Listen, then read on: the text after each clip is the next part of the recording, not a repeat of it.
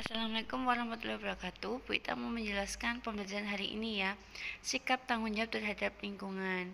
Jadi masyarakat itu harus sadar akan kewajibannya karena membersihkan lingkungan, menjaga kebersihan lingkungan itu adalah tanggung jawab kita sebagai masyarakat. Caranya gimana? Tidak membuang sampah sembarangan, menjaga kebersihan lingkungan, mengikuti kerja bakti, membersihkan lingkungan.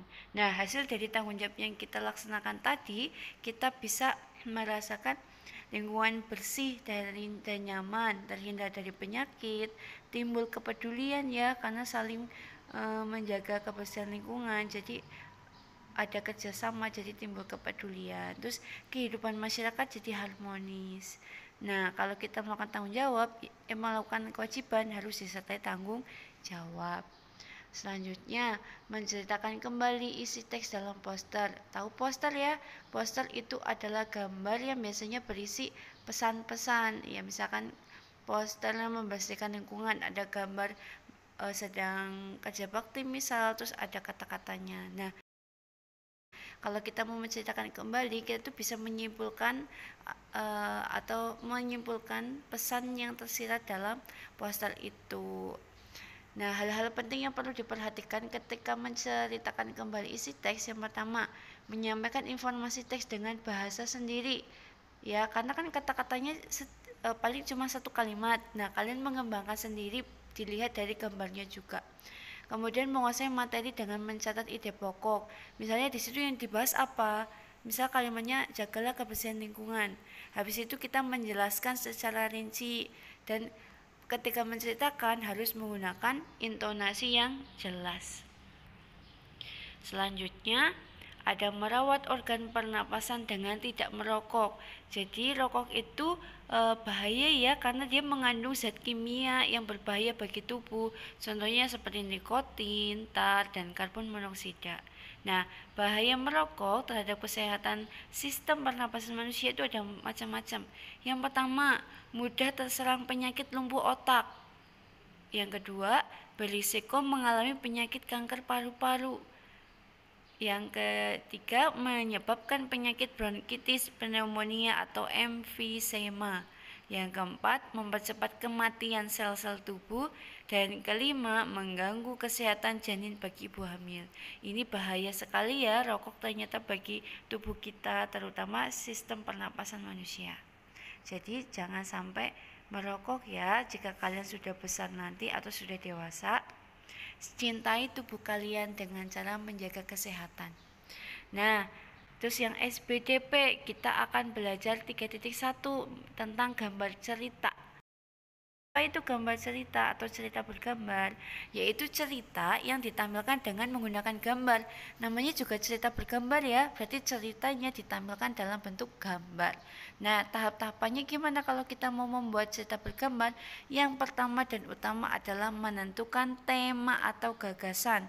Jadi kalau kamu membuat gambar cerita harus tahu dulu kamu mau gambar apa. Misalkan dengan tema sekolah, tema pasar atau tema apa gitu. Pokoknya harus tentukan dulu.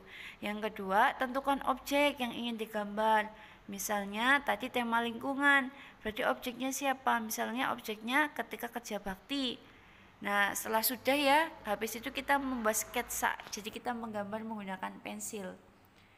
Yang selanjutnya, tambahkan detail pada sketsa sehingga gambar lebih sempurna. Sketsa kan tadi baru oret-oretan ya, habis itu didetailkan, ditebeli, dirapihkan.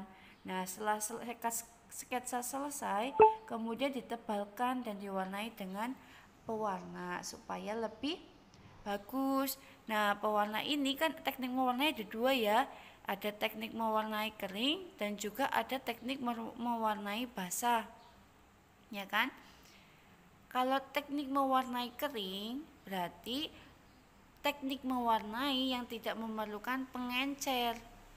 Misalnya tidak memerlukan pengencer seperti air atau minyak. Nah, ilustrasi yang dibuat itu langsung pada bidang gambar dengan membuat gambar sketsa terlebih dahulu. Tetap membuat sketsa pada bidang gambarnya. Setelah itu dapat diberi aksen garis atau warna sesuai dengan media kering. Pokoknya kalau teknik kering berarti yang tidak memerlukan pengencer. Contohnya kayak krayon, pensil warna itu kan nggak perlu pengencer kan. Kemudian ada teknik basah. Kalau teknik basah berarti yang memerlukan pengencer, contohnya air dan minyak.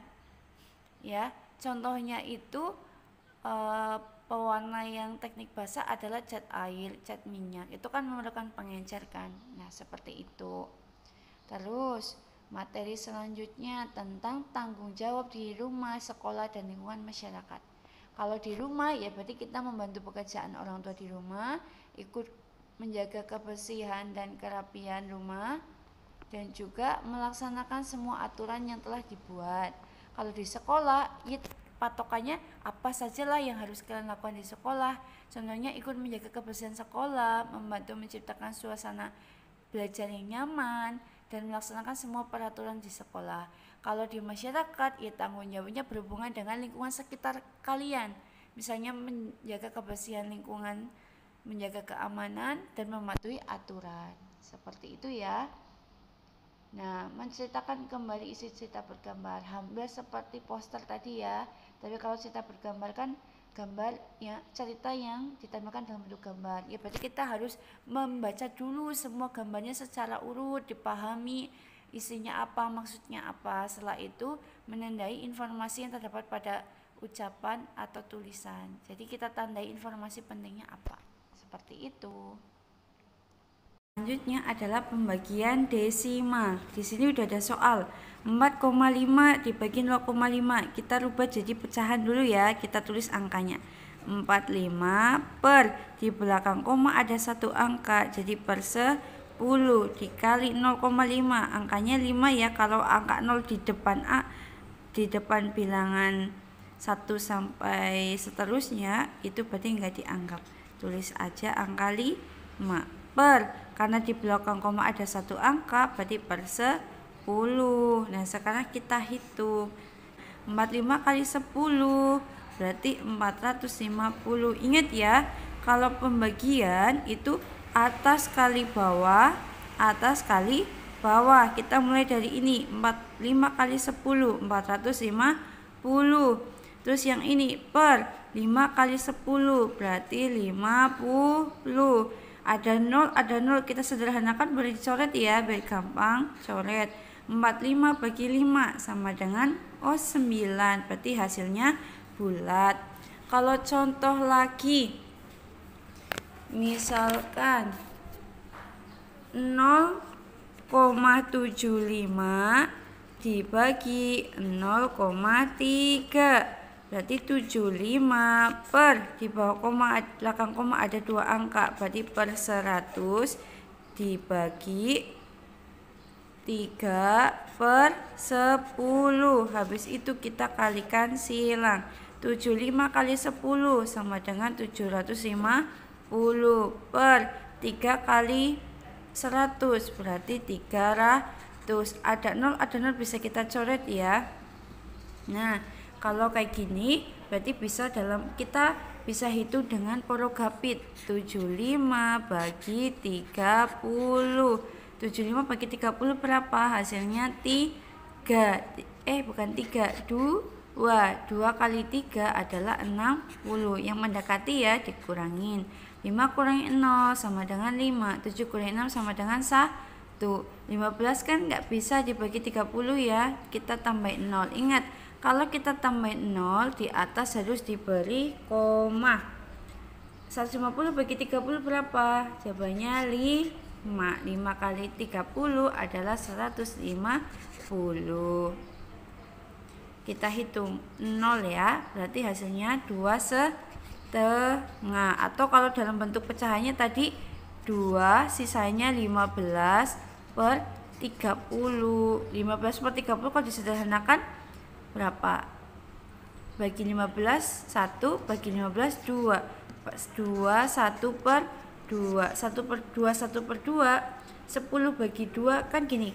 Kalau 2 1 per 2, misalnya kalian ngitungnya dalam bentuk pecahan, kemudian dirubah dalam bentuk desimal, berarti 2, nah ini pecahannya itu koma berapa? 1 bagi 2 ya kita tambahin 0, berarti 10 bagi 2 berapa? 5. Berarti hasilnya 2,5.